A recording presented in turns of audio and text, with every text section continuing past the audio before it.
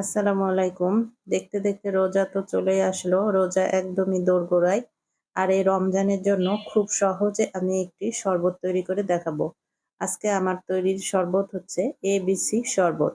A for আমলকি, B for beetroot, C for carrot. ABC শরবতটি যদি frozen করে রাখা যায় রোজার সময় এটি অবশ্যই খুবই কাজে আসবে। রোজায় যদি এইভাবে কাজগুলি একটু এগিয়ে রাখা যায় তাহলে আমাদের ইবাদতগুলি আরো একটু সহজে করা যায়। আমি একে একে আমলকি, গাজর এবং বিটরুট একই পদ্ধতিতে ছোট ছোট করে কেটে নেব। আমি মনে করি প্রত্যেকটা মুসলমানেরই রমজান আসে একটি আলাদা মাত্রা নিয়ে এবং আলাদা শান্তি বয়ে যায়। সেই শান্তিতে আমরা যেন ইবাদত করতে পারি এই জন্য এই কাজগুলি যদি একটু আগে থেকে আমরা করে রাখি তাহলে আমাদের কাজগুলি অনেক সহজভাবে হয়ে যায়। এখানে আমি আমলকি, গাজর এবং বিটরুট একসাথে একটি ব্লেন্ডার মেশিনে দিয়ে ব্লেন্ড করে নিয়েছি।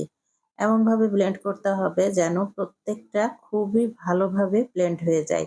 আমি সেটা দেখে নিয়েছেন, স্টেনারের সাহায্যে ছেঁকে নিয়েছি। ছেঁকে আমার এই পরিমাণ রস বের হয়েছে। এইবার এই রসটা আমি সংরক্ষণ করব। সংরক্ষণ আপনারা আপনাদের ইচ্ছা অনুযায়ী যেকোনো জিনিসে করতে পারেন।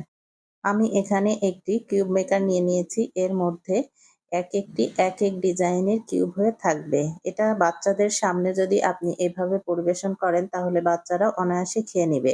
এই ABC জুসটার মধ্যে প্রচুর পরিমাণে পুষ্টিগুণ সমৃদ্ধ।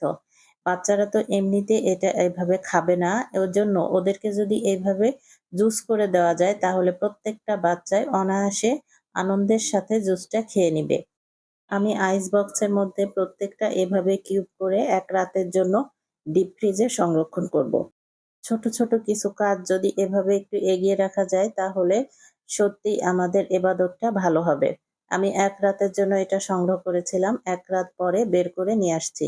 এবার আইস কিউব থেকে এটা আপনারা একটি ছুরির মাধ্যমে খুব সহজেই এভাবে বের হয়ে আসবে। এবার এটি শুধুমাত্র আমাদের খাওয়ার পালা। এখানে খাওয়ার জন্য নিতে হবে প্রথমে গ্লাসে উষ্ণ গরম পানি। আপনারা ইচ্ছা করলে ঠান্ডা পানিতেও এটা খেতে পারেন, তবে উষ্ণ গরম পানিতে এই জুসটা বেশি ভালো লাগে। এখানে আমি দিয়ে নিচ্ছি পরিমাণ মতো পানি।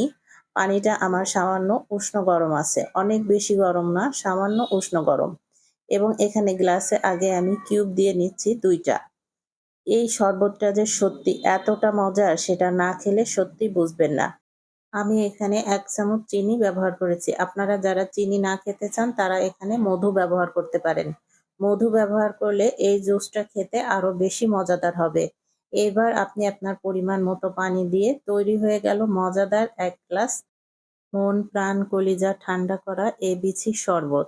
এই শরবতটা শরীরের জন্য যেমন উপকার তেমনি আপনার মনে এনে দেবে একটা প্রশান্তি।